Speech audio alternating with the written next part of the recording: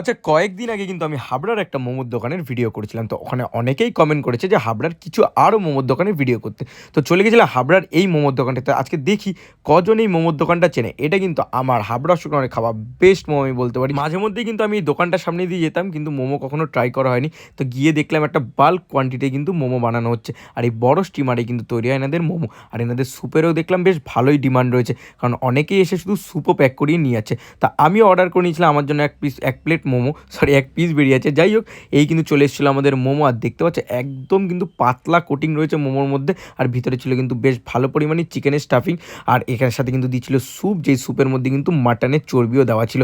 তা আমিও একটা মোমো একটু ভেঙে নিয়ে ট্রাই করলাম মোমোর চাটনিটা লাগিয়ে। সো মোমোটা কিন্তু আমার সত্যি লেগেছে খুবই ভালো। শুধু একটাই ডিসঅ্যাপয়েন্ট রয়েছে এর মধ্যে, এখানে কিন্তু হাড় থাকে মোমোর ভিতরে। কিছু কিছু মোমো, সব মোমোর ভিতরে না, আমি একটা মোমোর ভিতরেই পেয়েছি। যাই হোক, মোমোটা কিন্তু ওভারঅল খুবই ভালো লেগেছে। সো আমিও আমার বাড়ির জন্য আরও 3